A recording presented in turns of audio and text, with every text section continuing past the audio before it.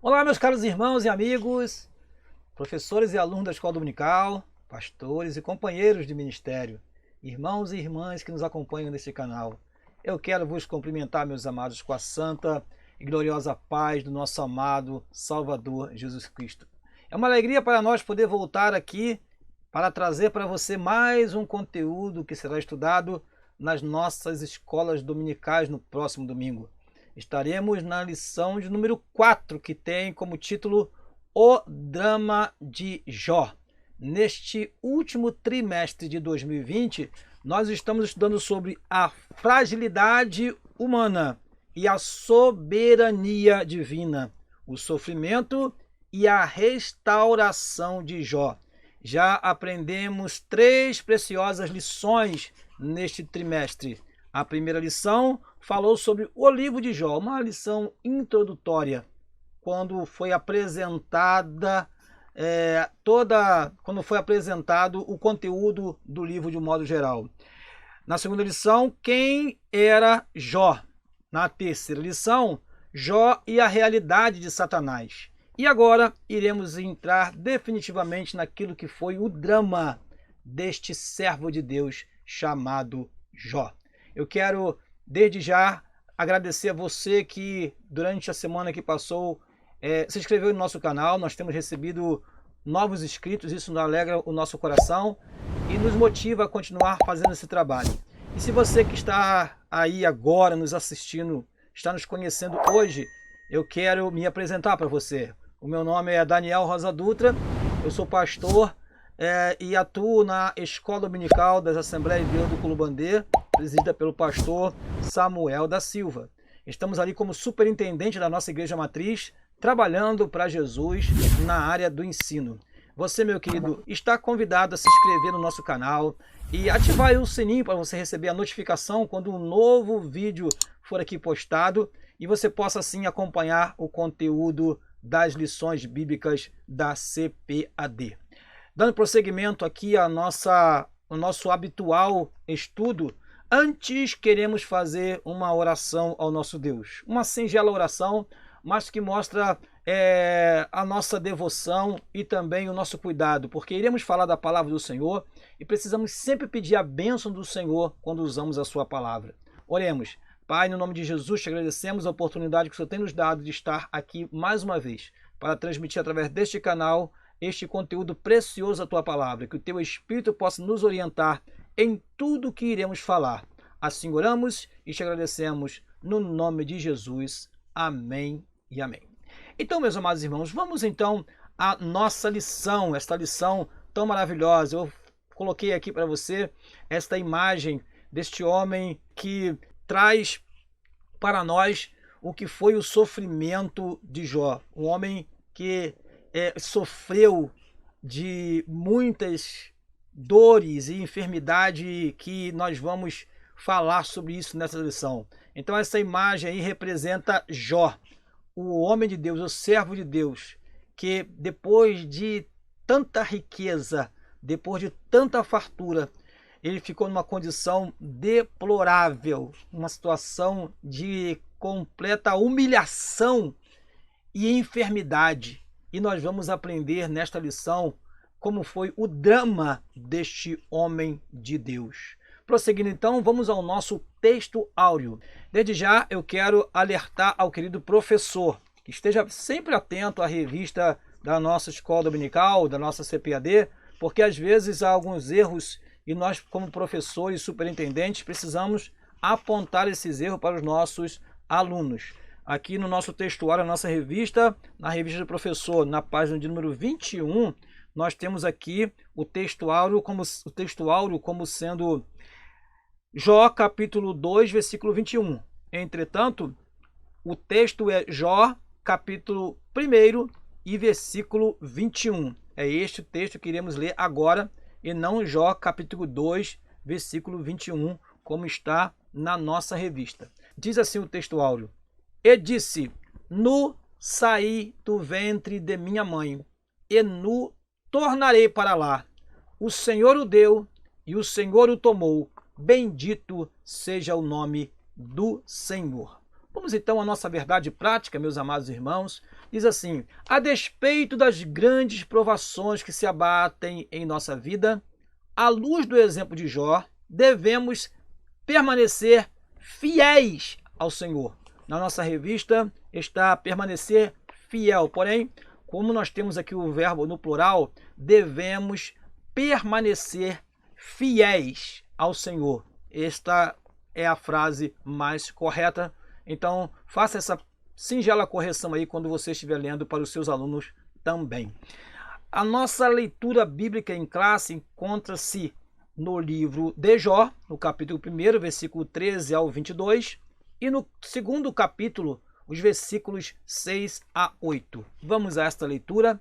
Nesta oportunidade, leremos para você, e você acompanhe, por favor, na sua revista ou na sua Bíblia, para que você possa ter afinidade com aquilo que nós vamos falar posteriormente nesta lição.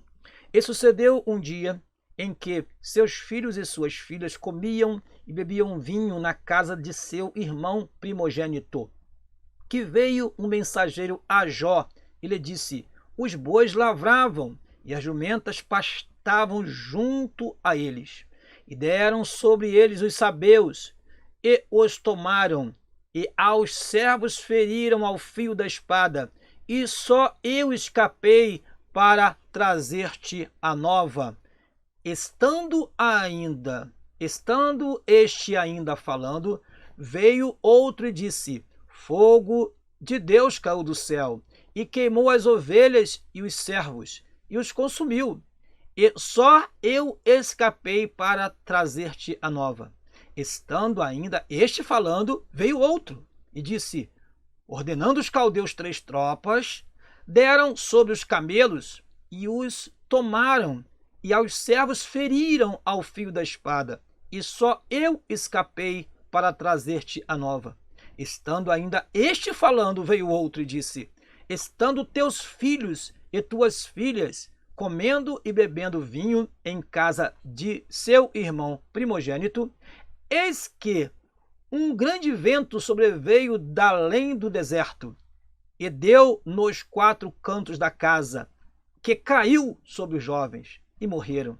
E só eu escapei para trazer-te a nova. Então Jó se levantou e rasgou o seu manto, e rapou a sua cabeça, e se lançou em terra, e adorou. E disse: nu saí do ventre de minha mãe, e nu tornarei para lá. O Senhor o deu, e o Senhor o tomou. Bendito seja o nome do Senhor. Em tudo isso, Jó não pecou, nem atribuiu a Deus falta alguma. Jó capítulo 2, versículos 6 a 8. E disse o Senhor a Satanás: eis que ele está na tua mão, porém, guarda a sua vida.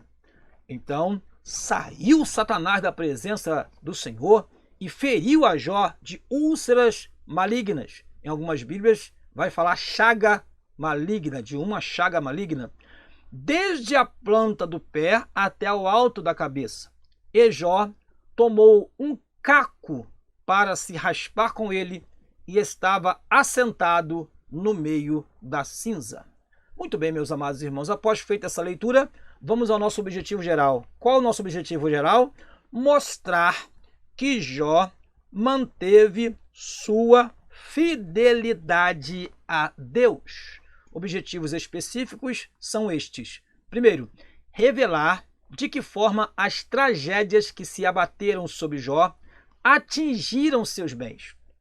Segundo, explicar de que forma Jó teve sua família destroçada pelos ventos. Terceiro e último, demonstrar de que forma Jó teve a sua saúde física e mental abalada. Então, vamos a esta parte importante da nossa lição, que é a interação com o professor, uma palavra inicial antes da introdução. Eu peguei apenas uma parte para comentar com você. Nesta lição, temos a oportunidade de refletir a respeito do sofrimento e o modelo de comportamento que o cristão deve ter para a própria vida diante das adversidades. Ou seja, nesta lição nós vamos aprender sobre o sofrimento, mas também sobre como se comportar diante dele. Qual é a nossa atitude no momento em que vem a dor, em que vem a aflição? Como agir como cristão fiel num momento como este de dor, de profunda tristeza pela perda de bens e até mesmo de filhos? Então, prosseguindo, a realidade de Jó pode, muitas vezes, se tornar um espelho na vida de muitos cristãos, pois Jó é um grande exemplo de fé e paciência para os cristãos. Então, meus amados irmãos, talvez você não sofra a mesma proporção ou não chegue nem perto do que Jó sofreu. Porém, a lição desta escola bíblica dominical vai mostrar que se Jó, perdendo uma quantidade enorme de bens e também de filhos, continuou adorando ao Senhor e fiel a Deus, quanto mais nós, como cristãos, como servos de Deus, devemos aprender com Jó a suportar os momentos de adversidade e enfrentá-los. E Deus certamente vai observar dos altos céus e ver a nossa fidelidade a Ele. Nossa introdução diz assim: Jó passou em um mesmo dia da condição de maior do Oriente à condição de pobreza e enfermidade, da vida piedosa para uma vida de calamidades, bens e família dizimados. Para os amigos, um pecador revoltado e arrogante. Para Deus, um servo sendo provado. Refletir como Jó reagiu a tudo isso é o objetivo desta lição. Amados irmãos, é algo para nós refletirmos com bastante cuidado nesta lição.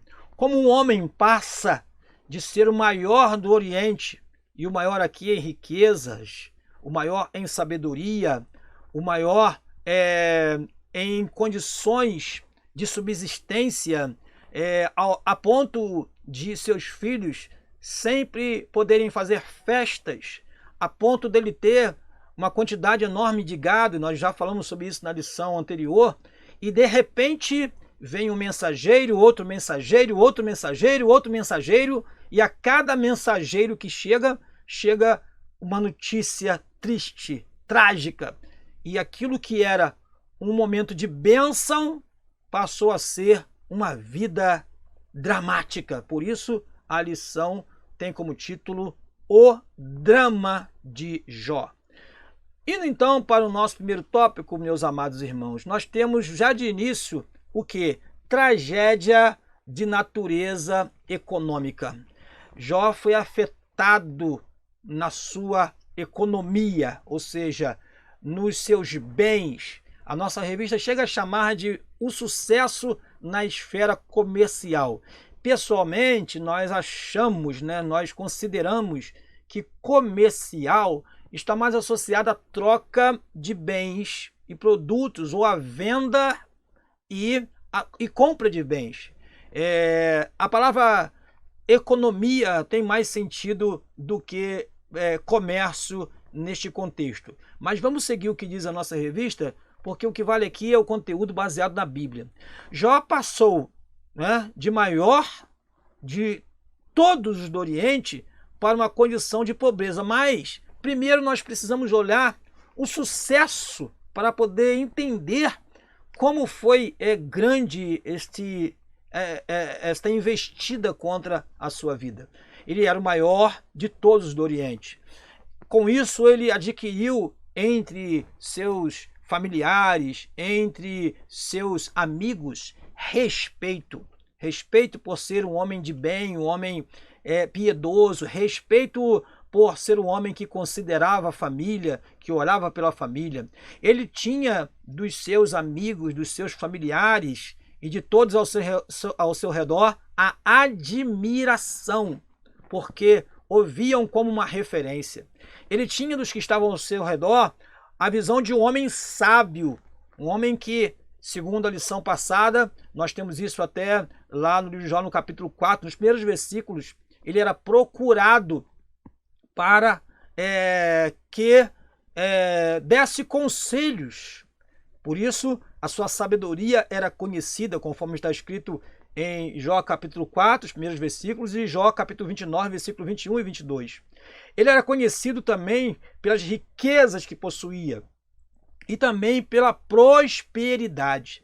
Então nós vemos ali no último quadro que é o seguinte: agricultura e pecuária o igualava a grandes empresários contemporâneos. Nós já ouvimos muitas mensagens, muitos pregadores que chegam a fazer algumas conjecturas, que chegam a colocar alguma similitude de Jó em relação a homens dos nossos dias. Não é fácil fazer essa comparação, mas o fato é que Jó era um homem rico, tinha muita fartura dentro do seu lar, tinha fazendas, e isso tudo de repente foi afetado. É o que nós vamos aprender. Então, mas ele era um homem de sucesso. Ele era um homem que tinha posses e que era visto como uma referência, né? Até mesmo para o próprio Deus, né? Ele era visto como uma referência de homem fiel, justo, reto e desviava-se do mal. E Deus deu testemunho de Jó por causa disso. Prosseguindo então, irmão, nós temos então o sucesso na esfera do campo. Um agricultor que possuía grandes extensões de terra e não um nômade. Como que nós identificamos isso? Pela sua fazenda, pelo que ele tinha de gado, nós percebemos isso. Primeiro, ovelhas. As ovelhas eram a fonte de quê? De lã, que servia para os seus vestidos, as suas vestes, e também de alimentação, uma proteína animal. Os camelos eram animais próprios para o quê? Para o transporte pelo deserto. Os camelos são conhecidos pela sua resistência ao calor do deserto, por não precisar estar sempre bebendo água enquanto está transitando pelo deserto. Por isso, o camelo aqui mostra que aquela quantidade enorme de camelos, que eram 3.000 camelos, mostra que ele tinha produção a ser escoada pelo deserto. Ele tinha que transitar pelo deserto. E então ele tinha nesses animais um meio de transporte para poder levar as mercadorias e trazer também aquilo que fosse buscado em outros lugares, como objeto de compra ou de troca, como era muito comum naquele tempo. Juntas de bois, cultivo da terra e suprimento de carne. Com as juntas de bois era possível lavrar a terra, era possível tratar a terra. Isso mostra que ele era um homem que investia na agricultura, né? E também os bois também serviam como suprimento de carne, proteína animal. Então nós temos aí como ele foi bem sucedido na sua vida no campo, como diz a nossa revista Escola Dominical. As jumentas são animais que eram usados para transporte de pessoas, e olha, irmãos, até de pessoas ilustres, e também para o transporte de cargas. A Bíblia nos mostra que não era comum eles usarem a carne das jumentas como alimento, porque a própria lei condenava que se usasse a carne deste animal para alimento. E aí o que nós vemos é que somente em 2 Reis, capítulo 6, versículo 25, nós temos ali num caso extremo, quando o jumento foi usado como alimento, né? Nós temos na Bíblia, por exemplo, que animais que não remoem e têm o casco inteiro não podiam ser consumidos, né? Pertenciam ao número de animais imundos pela lei de Moisés, visto como não remói e tem casco inteiro. Então, os jumentos não podiam ser usados para alimentos. Porém, em casos extremos, nós vemos que isso aconteceu em 2 Reis, no capítulo 6, no versículo 25. Curiosamente, irmãos, eu preciso ler esse versículo para vocês, porque essas exceções, essas notações extra classe são importantíssimas. extradição. Às vezes nós vamos pesquisar e nós precisamos nos ater a esses detalhes. Está lá, 2 Reis, capítulo 6, versículo 25, assim: e houve grande fome em Samaria, ou Samária, porque eis que a cercaram, até que se vendeu uma cabeça de um jumento por 80 peças de prata, e a quarta parte de um cabo de esterco de pombas por 5 peças de prata. Prosseguindo aqui, nós vemos que as jumentas eram de suma importância naquele tempo. Sobre as jumentas, os reis e pessoas ricas montavam. Se nós observarmos no texto sagrado em Juízes capítulo 5, versículo 10, está escrito assim: vós que cavalgais jumentas brancas, uma referência aos poderosos de Israel, que utilizavam de uma jumenta para poder se locomover, serem transportados. Assim, nós notamos que, dessa forma, irmão, nós notamos que ovelhas, camelos, bois e jumentas davam a Jó uma condição de bastante tranquilidade em relação à sua economia, em relação à sua alimentação, em relação à sua vestimenta, em relação ao transporte de mercadorias e de bens que ele poderia transportar pelo deserto utilizando seus camelos, ou nas proximidades utilizando jumentas. Enfim, vemos que eram grandes as possibilidades de crescimento econômico deste homem chamado Jó. Vamos prosseguir então, continuando aqui, vamos juntar aqui 2 tópicos e vamos fazer um breve comentário, né? Na verdade, 2 itens do primeiro tópico ainda. O ataque na esfera comercial e no campo. O centro das atividades comerciais e das atividades do campo foi afetado, com a ação do inimigo que dizimou suas propriedades e levou à morte os seus filhos. Então, irmãos, tudo que nós falamos aqui a respeito da prosperidade, do sucesso de Jó, isso tudo foi afetado frontalmente com a ação do inimigo, com a permissão de Deus. Nós já vimos isso na lição de número 3 e queremos frisar aqui. Foi com a permissão de Deus que o inimigo agiu. E aí eu tenho um resumo aqui para você entender. Bois e jumentas, sabeus tomaram e feriram os moços. Camelos, caldeus, em 3 bandos tomaram e feriram os moços. Ovelhas, desceu fogo e queimou as ovelhas e os moços. Filhos, um grande vento do deserto derrubou a casa do primogênito onde eles estavam e todos foram mortos. E sobre isso vamos falar no próximo tópico: a tragédia de natureza familiar. Filhos. Perder um filho, irmão, já é doloroso. Você que porventura já passou por essa experiência pode testemunhar sobre isso. Porém, imagine você perder 10 filhos num só dia. Você ter que enterrar 10 filhos. Nós vivemos numa sociedade que, infelizmente, está acontecendo isso que aconteceu com o Jó, né? Os pais, mãe e pai, estão gerando, criando e enterrando seus filhos. Não era para acontecer isso. Na verdade, o processo natural seria os filhos levarem seus pais à campa fria, levarem seus pais à cova. Porém, com a violência exacerbada em nossos meios, em nossas cidades, isso está sendo muito comum.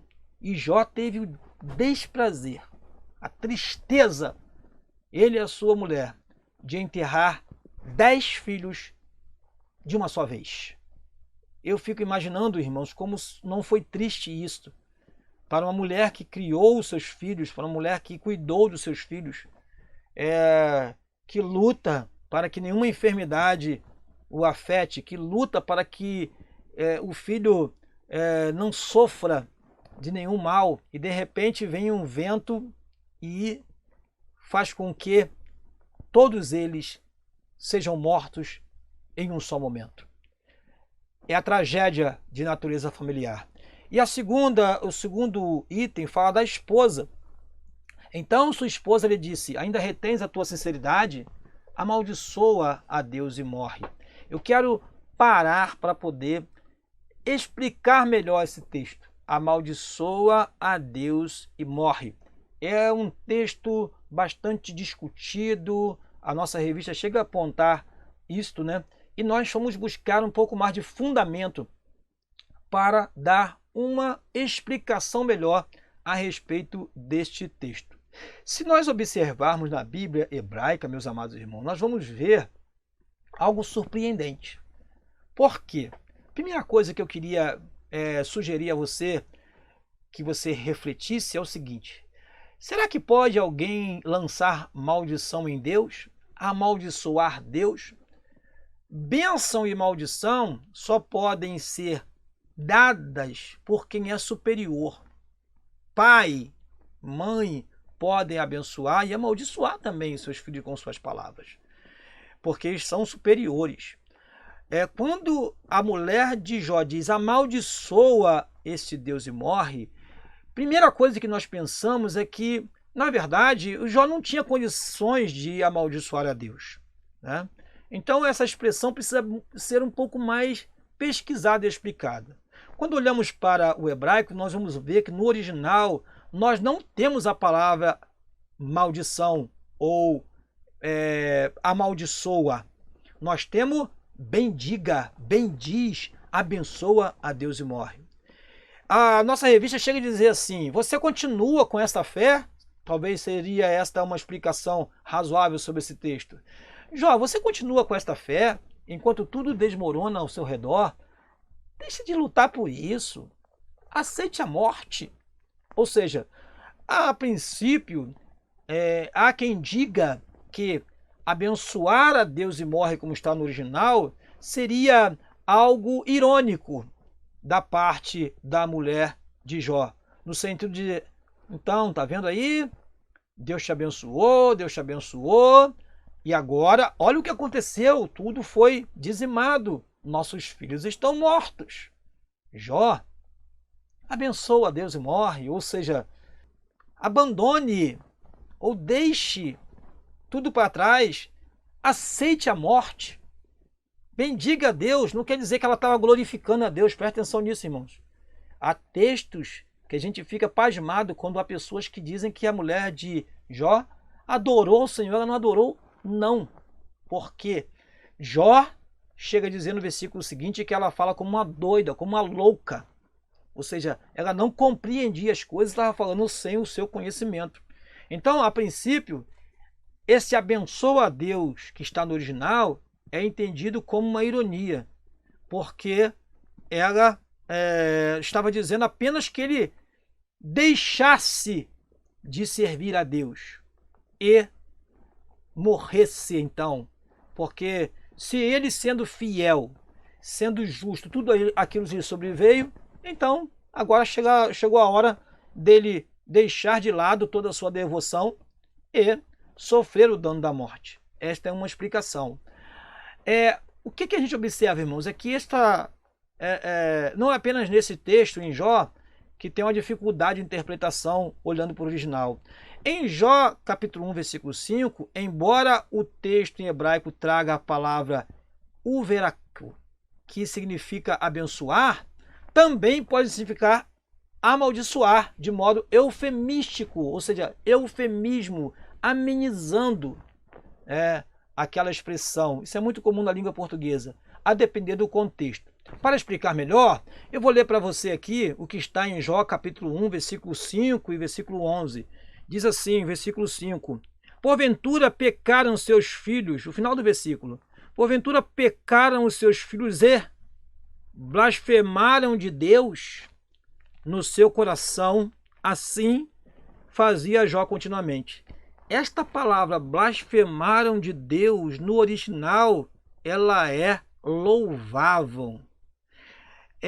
Aí se entende, né, algo que nós vamos falar melhor daqui a pouquinho, a respeito de palavras que eram colocadas ao lado do nome de Deus, que os rabinos tinham cuidado para não colocar nenhuma palavra ofensiva ao próprio Deus junto com a palavra Elohim. Versículo 11. Mas estende a tua mão e toca-lhe em tudo quanto tem e verás se não blasfema de ti. Também a palavra aqui blasfema é louvar. Porém, no texto sagrado original está louvar, mas nas nossas Bíblias foi traduzido como blasfemar ou maldizer. E aí nós vamos entender alguma coisa interessante, irmãos. O hebraico traz bem dizendo, da mesma forma em Jó capítulo 1 e 11 e Jó capítulo 2, versículos 5 e 9. O verbo original, maldizer ou blasfemar, foi assim substituído para evitar a presença do termo pejorativo ao lado do nome de Deus. Isso também está escrito na Bíblia de Jerusalém, se você tiver, você vai ver essa observação. Então, a princípio, ou em primeiro lugar, o abençoa a Deus e morre pode significar que ela estava falando de forma irônica. Abençoa a Deus e morre. Você já serviu, já recebeu o bem, já recebeu o mal. Então agora, por que você vai ainda manter toda esta sinceridade a Deus? Deixa ele ir, morre. Por outro lado, há uma explicação a respeito da troca. Na hora lá dos rabinos colocarem a palavra, eles não colocaram a palavra pejorativa ao lado do nome de Deus. E aí eu tenho mais uma explicação sobre isso, que talvez traga mais luz ao que estamos falando. Explicação mais provável é a de que os copistas judeus tenham trocado a palavra original para que o nome de Deus, Elohim, não ficasse ao lado da palavra maldição. Assim, ao invés da forma original e mais antiga do texto, que seria Kalal Elohim Vamut, ou seja, amaldiçoa teu Deus e morre, surge a forma Barak Elohim Vamut, ou seja, abençoa teu Deus e morre. Não sei se você está entendendo, caro professor, mas havia entre os judeus essa preocupação de não deixar o nome de Deus ao lado de palavras de maldição. Alguns livros da Bíblia, como o livro de Malaquias, era comum eles voltarem a versículos anteriores para não deixar uma má impressão para quem escutasse o texto sagrado, porque o livro de Malaquias, quando nós lemos no texto sagrado, está assim as suas últimas palavras. Deixa eu desfolhar aqui a Bíblia e ler para você.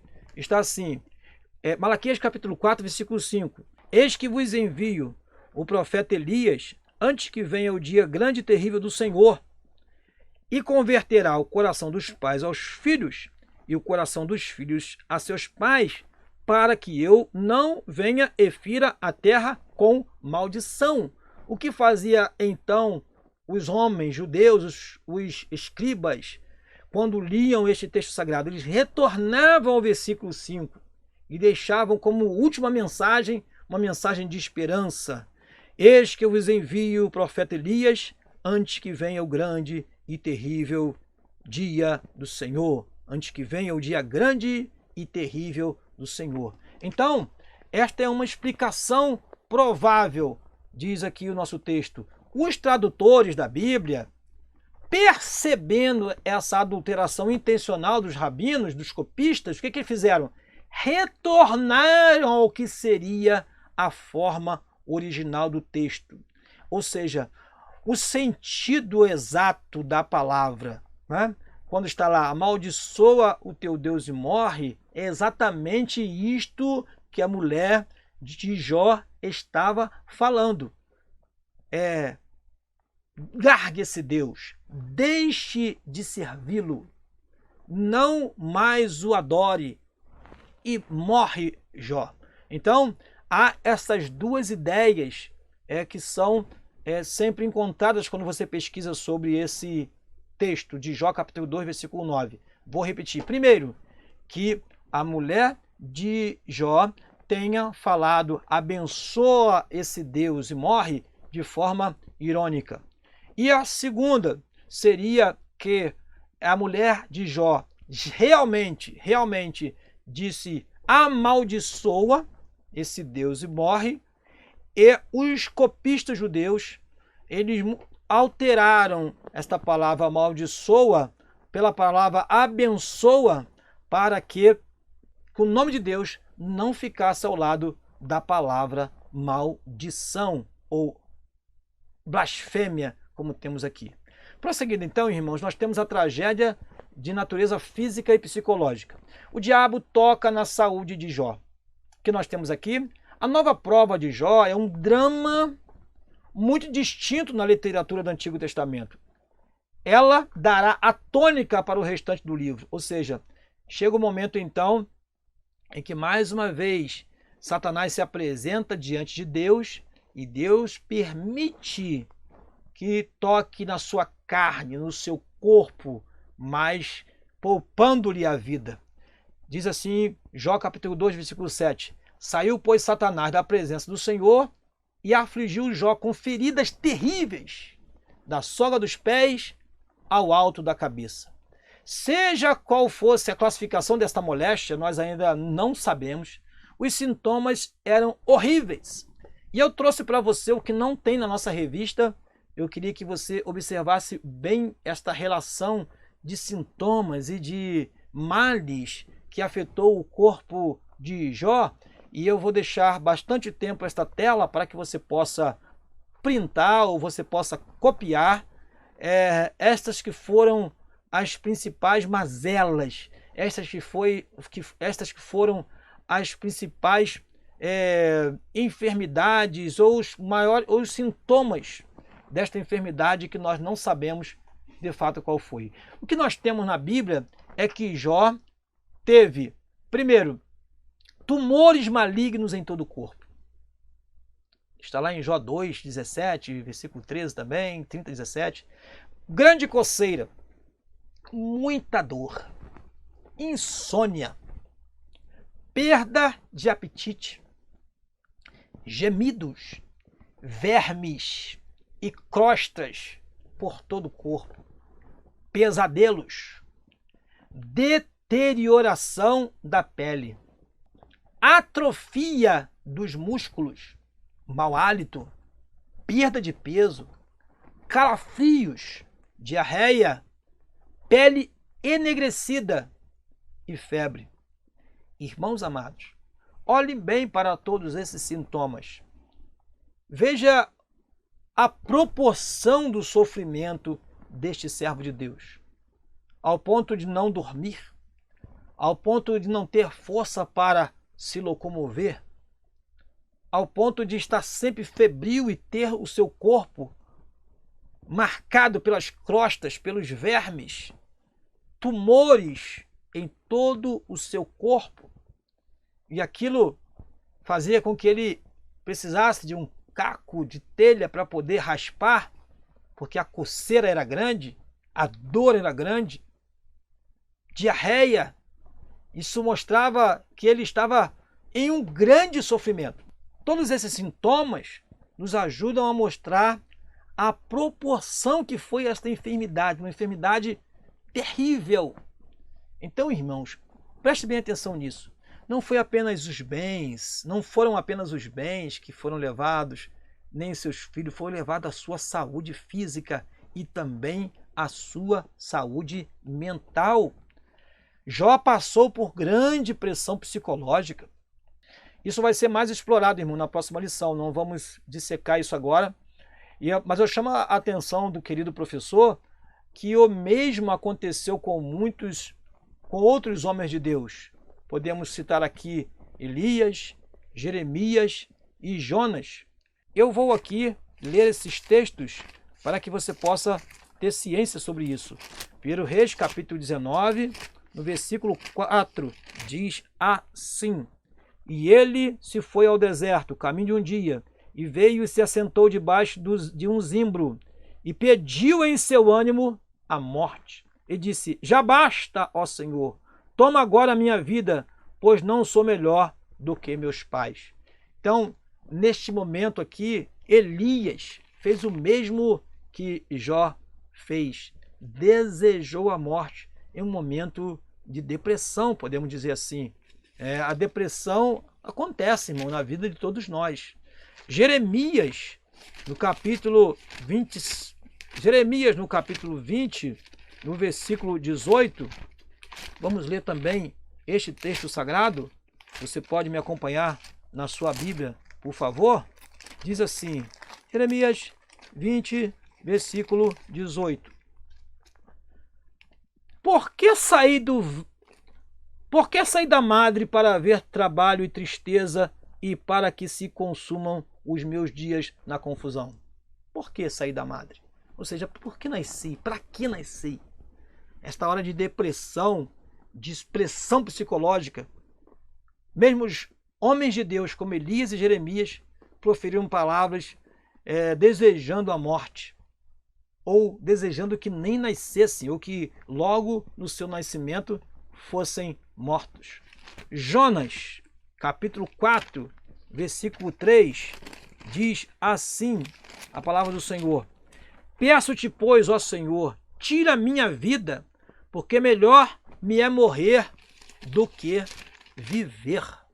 Então, nesses momentos difíceis, irmãos, o psicológico é afetado, a motivação, o desejo de realizar, e vem o desejo até mesmo de morrer. Mas Deus estava apenas provando o seu servo. Deus não queria a sua morte. Vamos então à nossa conclusão, meus amados irmãos. Jó foi provado de forma dura no seu trabalho, na sua família e na sua saúde, tanto física quanto mental, é claro, como já vimos. Somente um homem com uma fé inabalável mantém sua lucidez diante de tantas catástrofes. O diabo chegou ao ponto máximo de pressão contra Jó, mas não conseguiu executar o seu intento, que era o quê? Fazer com que ele blasfemasse contra Deus. Ele disse a Deus: tira-lhe os bens e verás que blasfema de ti. Tira-lhe a saúde e verás que blasfema de ti. Mas isso não aconteceu. Sabe por quê? Porque Jó era um homem de fé, um homem de perseverança. Continuando então a nossa conclusão, o patriarca permaneceu de pé diante de tão dura provação. Meus amados irmãos, o exemplo de Jó é um excelente exemplo para aqueles que passam por duras provações, para aqueles que passam por duras enfermidades, para aqueles que passam por momentos de muita dor e aflição. O nosso Deus não está alheio a tudo que está acontecendo a nós aqui na terra. Pelo contrário, os seus olhos contemplam e procuram os fiéis na terra. E um dia procurou e encontrou Jó e deu testemunho dele a Satanás, da sua fidelidade, da sua vida de retidão, da sua vida de temor. E Jó não decepcionou a Deus. Eu quero convidar você para a próxima lição, a lição de número 5, quando estaremos estudando sobre o lamento de Jó. E aí voltaremos mais uma vez a esse texto sagrado de Jó, no capítulo 3, e estaremos falando sobre este momento em que começa Jó a lamentar a dura prova pela qual passou. Nós vamos estudar isso na próxima semana, e gostaria que você estivesse conosco aqui, permanecesse conosco, aprendendo a palavra do Senhor nestas lições da Escola Dominical. Peço a você que está conosco até agora, para que você se inscreva em nosso canal e nos ajude a alcançar mais pessoas. Se você conhece algum professor ou aluno que ainda não nos conhece aqui neste canal, faça a divulgação, do nosso trabalho e nos ajude a alcançar mais e mais professores e alunos da EBD. Deixe o seu like, deixe o seu comentário, que para nós é muitíssimo importante. Eu quero me despedir de vocês, deixando aqui o abraço da minha família, a minha esposa, irmã Leila, meus filhos, Elias e Letícia. Quero deixar um abraço aqui do meu pastor, pastor Samuel da Silva, e quero convidar você para estar conosco na próxima semana. Deus abençoe você, Deus abençoe a tua família, Deus abençoe a tua igreja, e que Deus te dê uma escola dominical abençoadíssima no próximo domingo. Estude a lição, esteja atento às perguntas dos seus alunos. Se você não souber responder naquela hora, diga para o seu aluno: vou pesquisar e vou trazer para você a resposta. E temos muitos recursos hoje e você não pode, professor, ir despreparado para a sua aula no próximo domingo. Amém? Deus te abençoe, muito obrigado a todos. Até a próxima lição, até o próximo vídeo.